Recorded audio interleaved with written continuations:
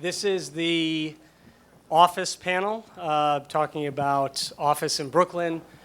My name is Dan Marks. I'm the Vice President of Investment Sales with TerraCRG. As you know, we focus exclusively in Brooklyn. I tend to work on a lot of deals that are M-zone type properties, commercial properties, office conversions, ground-up office, that sort of project. We're joined by a pretty exceptional panel, in my opinion. We have Tucker Reed from the Downtown Brooklyn Partnership, Tim Quinlan from Quinlan Development Group, Jack Cayre from Midtown Equities, Toby Moskovits from Heritage Equities, and Abehsera from LIVWRK. Just the developers on this panel represent currently about 2.5 million buildable square feet of commercial space. The whole market is about 25 million square feet or so. So 10% of the office commercial market is represented here on this panel, which I think is pretty exceptional. So I appreciate you guys joining. Tucker, by the way, runs a non-for-profit organization that helps promote about 17 million square feet of office alone. So pretty substantial amount as far as the overall market goes. So just to give you a sense as to how interesting this market is right now, 3 years ago, this office panel was in St. Francis College. It was run at the same time as a residential panel in an upstairs room, maybe sat 40 people maximum. I think there were 20 people there, and we had to ask people to go up there because we felt bad for our panel, so no one was listening. And so now this whole market has just exploded, and a lot has changed. So enough from me. We really want to hear from our panelists. As we know, people are choosing to live in Brooklyn. They have been for a while now. But what we're really seeing over the last few years, thanks to a lot of the projects that you guys are working on, are people are choosing now to work in Brooklyn. So not only live, but work and play, all within the confines of Brooklyn. So what I want to hear from you, and please use your projects as a reference, but what are you hearing from tenants? Why are people choosing to come into Brooklyn versus, say, Midtown South or other emerging market areas, office areas? I'd like to start with Asher. Thank you for allowing me to answer first. You're so far away. I want to just engage you. And thank you for so many people being interested in office space in Brooklyn. So what I would say to answer your question, Dan, with our partners in the Watchtower project, with RFR and Kushner, what we noticed, there's a lot of specificity with respect to the end user and what their preferences are. And you're really designing and programming around not the tenant, but really the employees of the tenants. And I think that if you look at where these creative people live, it starts with that. A lot of them live in Brooklyn. They want to be able to, ride their bike to work, walk to work, eat local, work local. But I think the disparity and the disconnect has really been the lack of infrastructure to support the grown-up version of what these companies are now. And so that's what we seek to do when we have the right bones. I think it's a canvas to really promote the lifestyle that they're looking for and towards, from a work perspective. Right, and one of the biggest projects, the biggest splash that sort of started this new office wave, because of course we've had Metrotech for years, was your and your partner's acquisition of Dumbo Heights. And so what gave you the confidence with that many square feet, almost 1 million square feet, that there was going to be a market for it? Because it was somewhat of a speculative play. Well, first, there's some bizarre IT noises going on. But to answer your question, I think, in a good market, everybody's a genius. I just think that when we looked at the real estate there, a lot of people were looking at as converting it to residential. And what we saw was an ecosystem that existed in Dumbo proper of 12,000 people working there every day. And it was really controlled by maybe 2 or 3 people in a sense. And it was really an afterthought at the time. So we said, let's, create this campus that can house these businesses to grow up and to thrive, but really with an intention and specificity towards base building and infrastructure and things that make them comfortable, and then give them a lifestyle piece on the ground with the retail, and it will work. But it was a big bet. I think just from any real estate investment perspective in any market, office is speculative, and that's probably the one thing people don't seek to do naturally. And then to do it in Brooklyn, nonetheless, had to be a little bit, out of the box. But thank God, God runs the world, and the timing was right, and it's all good. Right. And Tucker, I'd like to get your perspective on this just sort of overall market position and why you feel that tenants are choosing Brooklyn. Obviously, Downtown Brooklyn Partnership promotes a lot of different things, but just to focus really on the office market for now. Yeah, I mean, it's probably just maybe Chris Havens and I were the only people here up in that meeting at St. Francis 3 years ago talking about office market here. But I think, some of us that for a long time have been kind of sounding the opportunity alarm, we'll call it, for office space here is because there's just great building blocks to build off of, right? We had a thriving office market already taking place in Dumbo and in the Brooklyn Navy Yard. We have great transportation infrastructure here, right? 13 subway lines, 15 bus lines that come through downtown Brooklyn. We have deep incentives in the form of, well, hopefully we'll continue to have deep incentives in the form of REAP and other things that for firms locating here, they get $3,000 per employee just to set up business here. That's a very deep incentive that extends for 12 years. That's real money. I mean, I recently was talking with our friends at JLL, and they had kind of calculated that it's having up to a $15 price per square foot impact on rents here. Those are great building blocks to have to build a commercial office market on. And then I think through that and a combination of a lot of work that happened with a lot of folks around here in the greater downtown Brooklyn area around repositioning the area as the Brooklyn Tech Triangle. And really at first it was just a marketing tool, but companies really took to it. It has really helped to drive a narrative that has attracted folks from far beyond just Brooklyn to the area and to really consider setting up shop here. And finally, I'd say from a labor market standpoint, our biggest competitive advantage is the fact that the creative class wants to be in Brooklyn, right? These folks don't necessarily want to have to commute into Manhattan every day to go to work. Many of the CEOs and founders of the firms that are growing here are from Brooklyn. Their companies were born in Brooklyn. So there is a lifestyle, a brand association, a quality of life that is found here.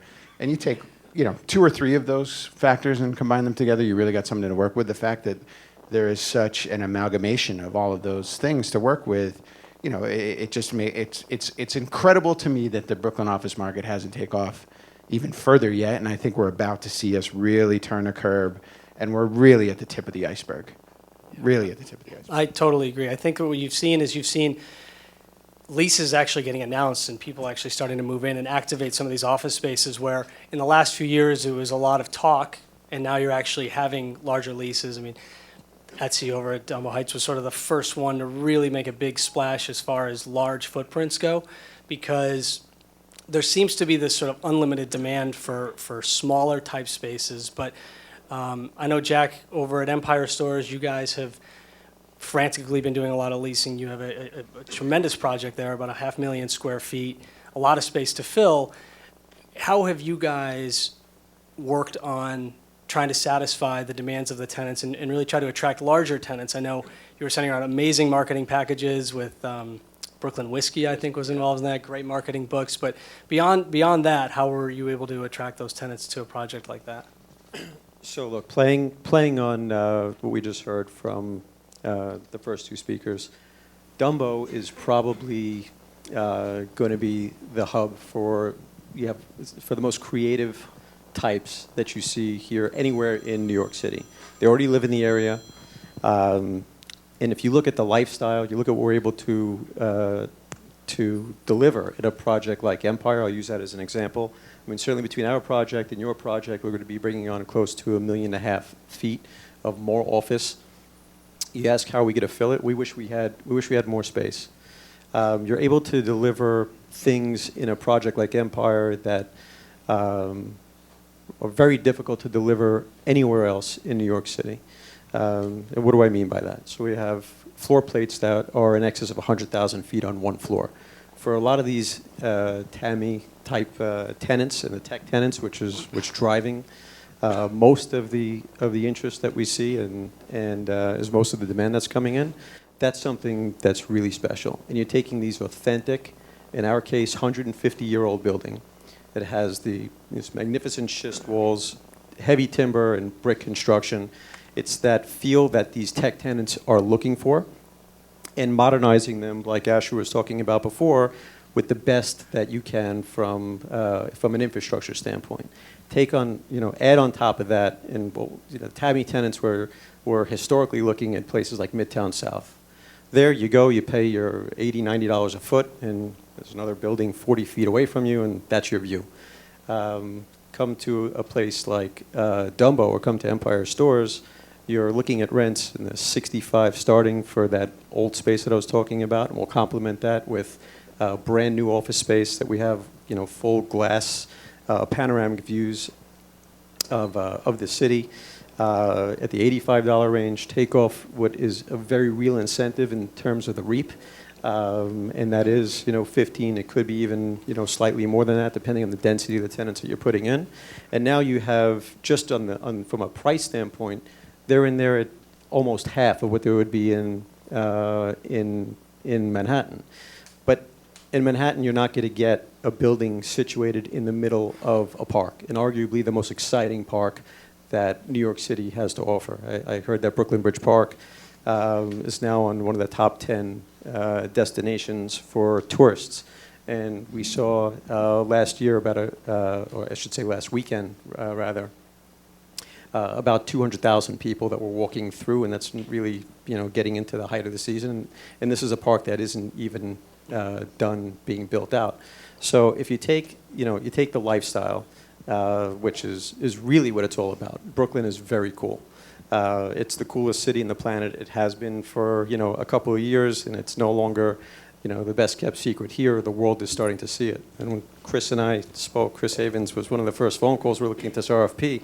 We couldn't comp out a rent of $28 for this thing. Right. And our starting rents with our first anchor, West Elm, were double that, and now we're not talking, to anybody for less than, like I mentioned, about that $65 range. But another thing that we're able to offer here is we have about 70,000 feet of outdoor private terrace and public terrace space.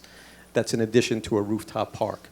And that rooftop park, if you're a tech tenant and you have this, like Fast Company wrote an article about our building, and they said it's like a little slice of San Francisco in that campus type environment that you heard Asher talking about here in New York City. It just doesn't exist anywhere else. In Dumbo, Williamsburg, we're seeing obviously a lot of that, and I think it's going to be pushing into some of the other areas in Brooklyn, like Bushwick and others, in a lot faster than most people are even anticipating today. Right. So the tenants aren't really choosing Brooklyn strictly on a value play, while there is some rent value here. As you're saying, a lot of employees are already here in Brooklyn. You're saying it's providing a certain type of lifestyle. Toby's had some vision, especially up in Williamsburg on Kent. It's been well documented, building the first ground up spec office in decades upon decades.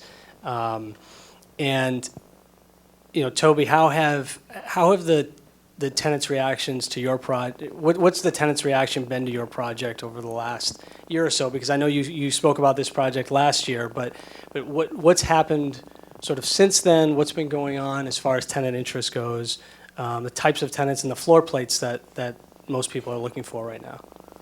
So what I'm seeing is looking back to when we bought the site was in the end of 2012, and a lot of the motivation and sort of business case for us was many of our tenants in our buildings were both entrepreneurs, and a lot of them were working for the tech industry, making that the commute we know from on the L train going down to 14th Street and then deeper into Chelsea, into some of those companies, and started to see that there were tons of people hanging out in the cafes, a lot of small companies tucked away on top of bodegas. And the initial discussions with tenants were really more local companies. Everybody now understands the trajectory of an Etsy, what Kickstarter did in Greenpoint.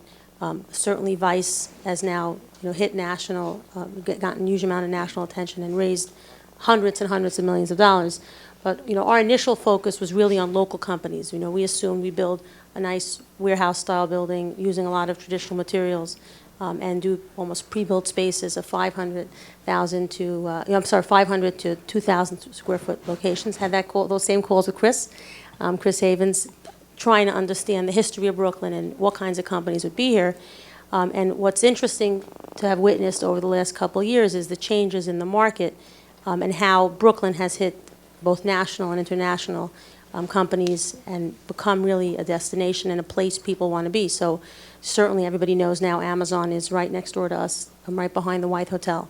Vice has garnered significant attention, and one of the biggest challenges in our neighborhood is, whereas certainly in Dumbo with what Asher's done and what Lentis has done now, with what Jack is bringing on the market, there's a volume of supply. There are hundreds of companies that want to be in Williamsburg in theory, whether you look at the Adidas deal done, that was done now with this makerspace, who want to plug into the culture of what's going on there. The people that live in the community who are now going to work elsewhere. And we have our building. Obviously, Domino's announced that they'll bringing some more supply on. And I think it's going to be interesting for us to see the interplay between some of the national interests we're seeing, and these are companies that want to be in Williamsburg because their employees live there, and because of what we're seeing in terms of the intersection of the content and media, which have very deep roots with filmmaking in Greenpoint, and then some of the new media companies that have come, and then sort of the tech and entrepreneurship community that's built itself up, how that plays with the local companies that we continue to see. And these are small companies that are starting up and doing it the Brooklyn way, which is not raising venture capital before they're profitable, but really scrapping their way to profitability and then bringing in significant dollars, as Vice has done. Right. So, we're really setting our building up to engage with both kinds of tenants. The average floor plate is about 40,000 square feet. And, our goal is to, we're smack in the middle of Greenpoint and Williamsburg, try to create a place that has room for local tenants, create modular build-outs so companies can come in and, in some cases, sign short-term leases as their companies grow, and also have a couple of anchor tenants, companies that are established, trying to build a culture you've seen in places like Austin, Texas, and San Francisco, which is tapping into the urban movement. A lot of female entrepreneurs in the borough, they want to be closer to home. People in general have a different perspective on the life-work balance. They might go home in mid-afternoon and go back to work in the evenings. And that all lends itself to, I think, constantly increasing. And it's frightening to think that 10% of the supply is sitting here on these 5 chairs. We need to, certainly, both in Williamsburg and Dumbo and elsewhere, I think we're looking at, it's the first inning of demand for Brooklyn creative office. And I think it's going to bleed in deeper elsewhere in the borough. Do you all think that there's demand for 40, 50, 60, 100,000 square foot tenants to come into this market? We know that the supply hasn't always been Not there. to cut you off, absolutely. I mean, Okay. we've got tenants out on the whole. We wish our building was twice the size, like I was saying earlier. The demand is certainly there, and it's been building more and more. We used to be just kind of the Brooklyn brokers that were pushing it. Now you're front and center in across the Manhattan brokers. Tenant brokers are coming out. They're coming out on a regular basis. They're asking the right questions. The people that run these companies are listening to their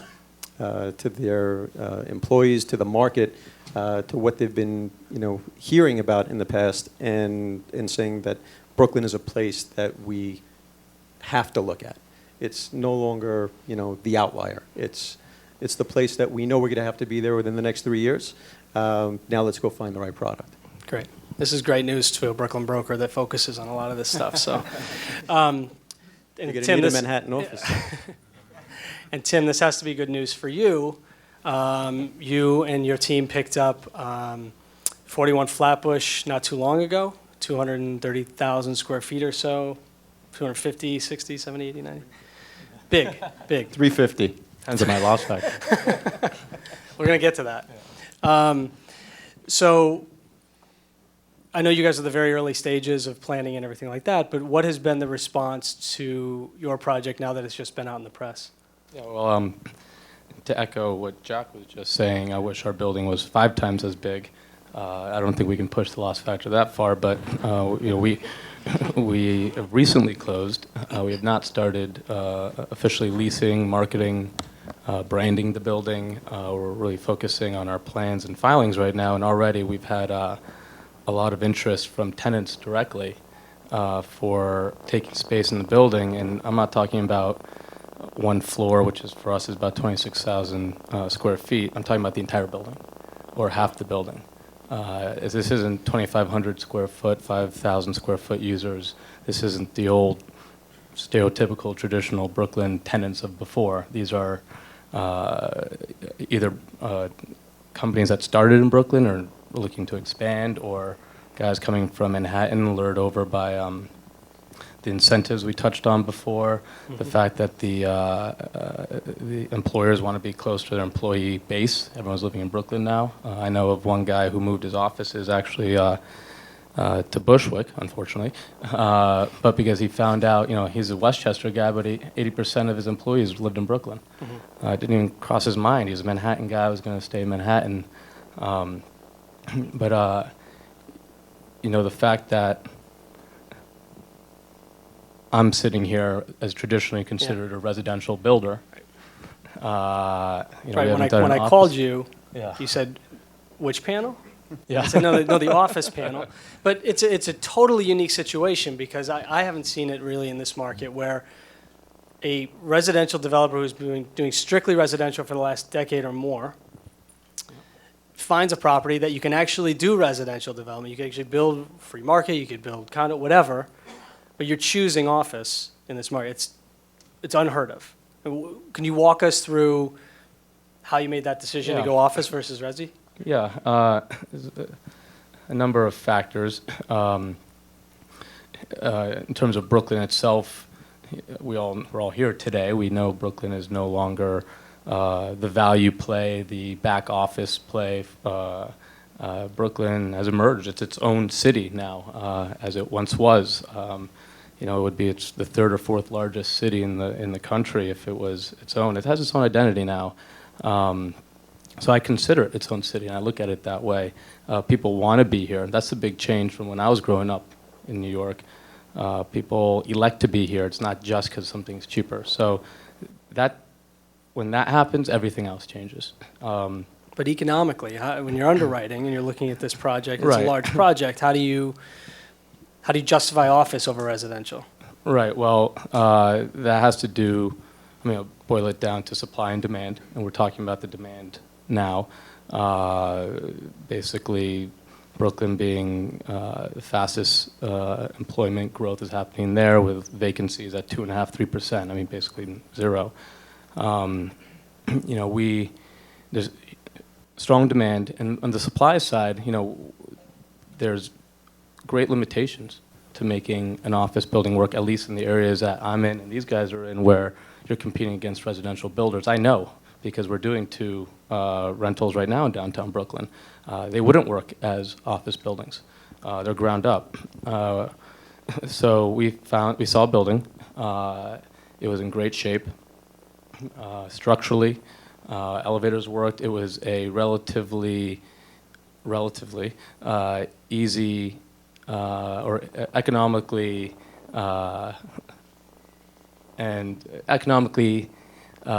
inexpensive conversion with a short project timeline to turn it into office. Whereas with residential, it'd be we're talking 3-4 years. We're going to be out in the market in a couple months here, and we'll be done in 18-24 months. We'll be done with this project.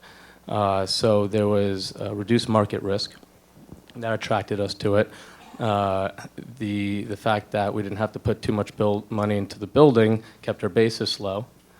I wouldn't be competing against so much residential that'd be coming online. That was one of the big things. And of course we looked at it residentially at first, but when you look at the supply side, I didn't want to be competing against. There's about 12 to 14,000 new units coming online, residential units coming online in the coming years. That's great, but I'm already contributing to that.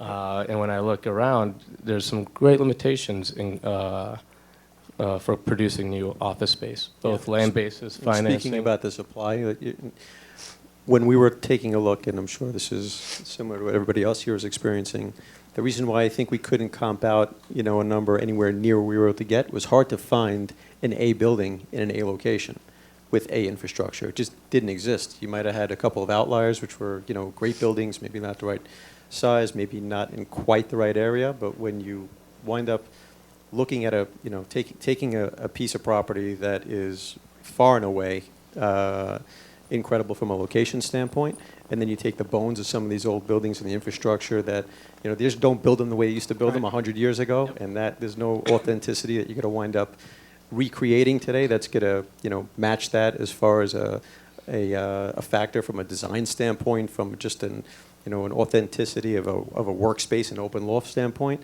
and then you load that up the right way with the modern, TAMI type tenants are trying to get. You're really taking the best of the best, mixing it with an A location which has not existed previously, and now all these people that wanted to be in Brooklyn and are looking at it for a while say, those are the places that we need to be at, and those are the ones that could be able to support us. And if you just want to add some hard data to this demand side, I mean, this is numbers that Ofer and I talk through all the time. But we could just talk about the Tech Triangle or downtown Brooklyn for a second. But it's, our vacancy rate is hovering at like 3%. Compare that to Midtown or Lower Manhattan, with 7 to 10%. We've seen an absorption rate of over an absorption of total over 1 million square feet just in like the Metro Tech market alone over the last 2 years. We've seen between 2009 and 2014 the number of innovation firms, as we like to call them, increase from about 1,300 to about 2,600. These firms collectively pay over $1 billion. Last year, in 2014, they paid out $1 billion in wages in just downtown Brooklyn. Right? Those firms, the average wage is like $60,000, which you compare to the Brooklyn average around $30,000. These are good, high-paying jobs. And it's also not just TAMI and tech, right? We talk about 17 million square feet of office space in downtown Brooklyn.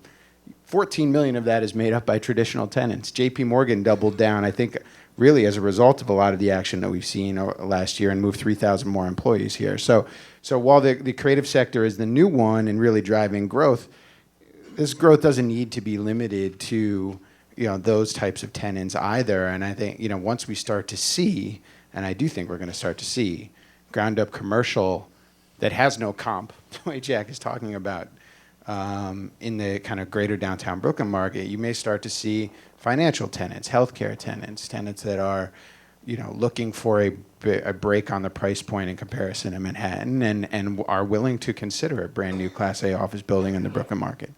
Well, and you have a constraint in supply. I mean, Jack said if you could buy more now, he would in these sort of Type A, Class A areas. But developers like Toby and Asher, can you guys comment on areas that you're branching into? Asher's got a project that he's currently in development on Van Brunt in Red Hook. Toby has actively announced some plans for some hotel, but also office over in East Williamsburg and Bushwick on Moore and Siegel. So talk to us about where these opportunities are, how you're finding these opportunities, and why you're choosing to go outside of the more traditional areas that have been proven, like Dumbo that you knew so well, Asher, for all those years. Well, I think what we see is, I think I'd like to think we're in touch with the market and with the tenants. And usually when we look at a building or a site, we have a specific tenant or end user in mind.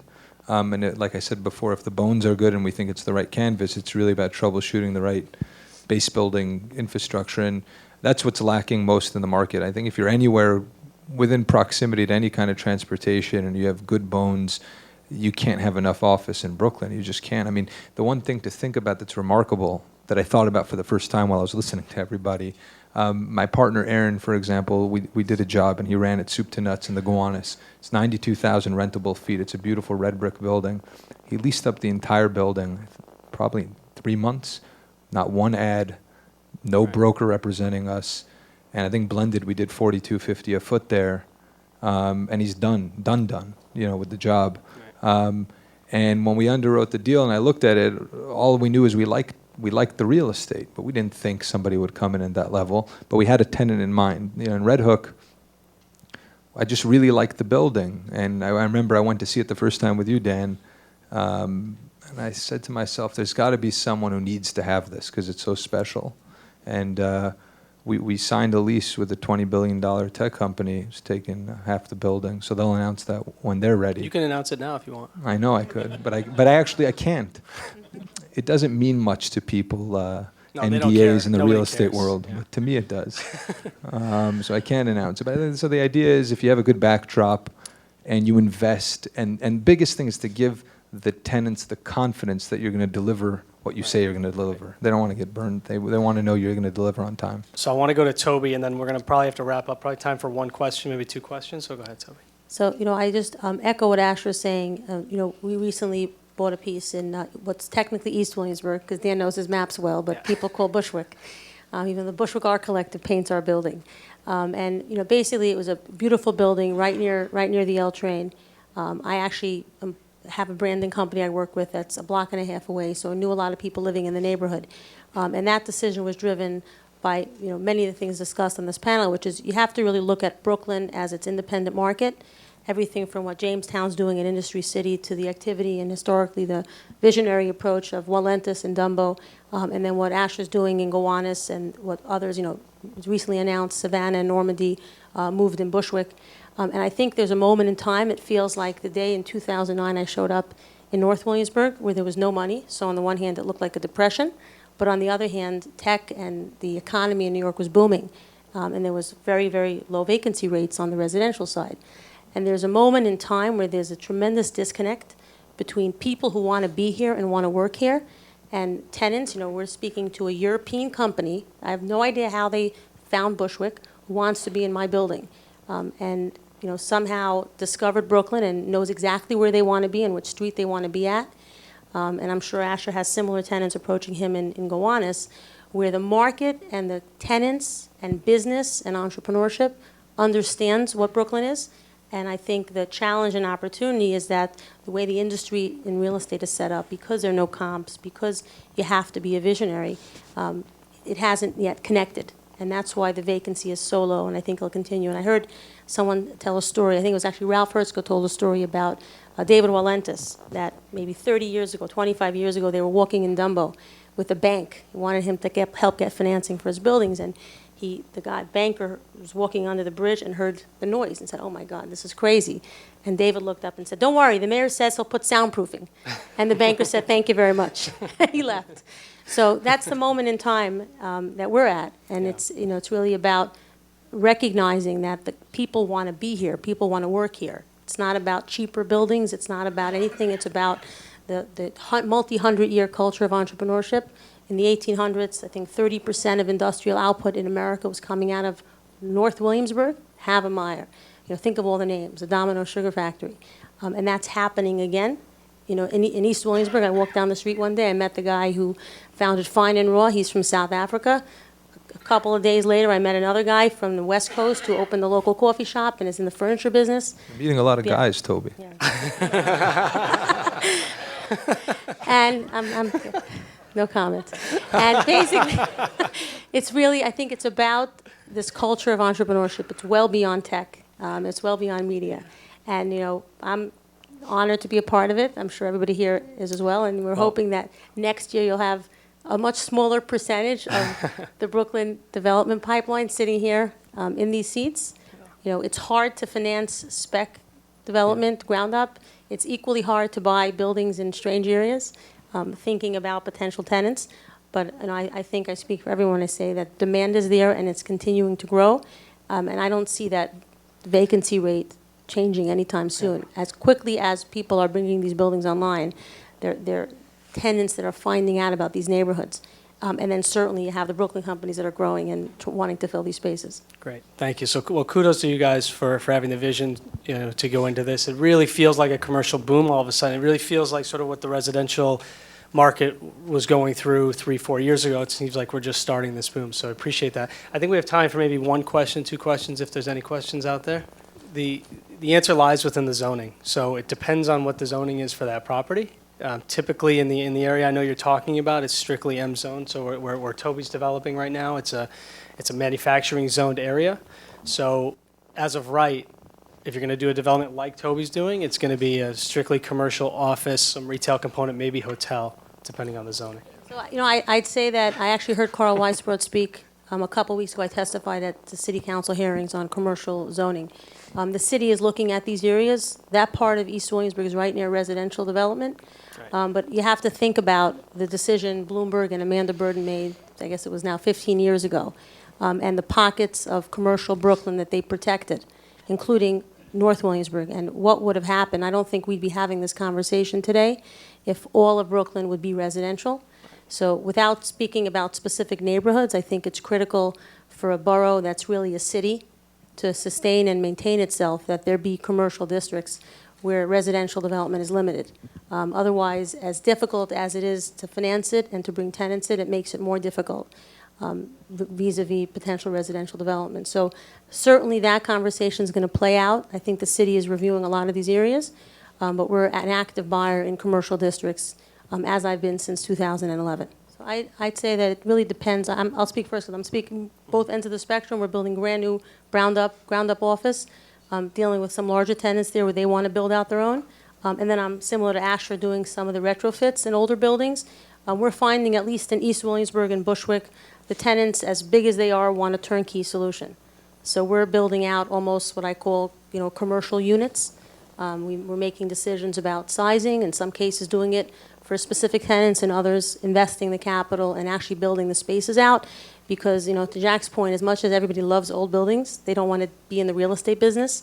And there's a lot of that. I mean, Kickstarter went out on a limb and bought their own building, but most of the tenants we're speaking with, at least at this point, are looking to just move in, bring their desks in, and have it already. The great part about having the supply outweigh the demand is we get to sit back and curate which tenants we really want to get into the building. So I think very much like Toby just said, we will be open to and have the flexibility. If it's a tenant that we really want, but doesn't want to be in the real estate business and building out, we'll be happy to build out their space. And if not, we're happy to turn it over white box and let them, do their creative thing as well. Great. I want to thank you guys for paying attention. Thank you to the panelists for joining us.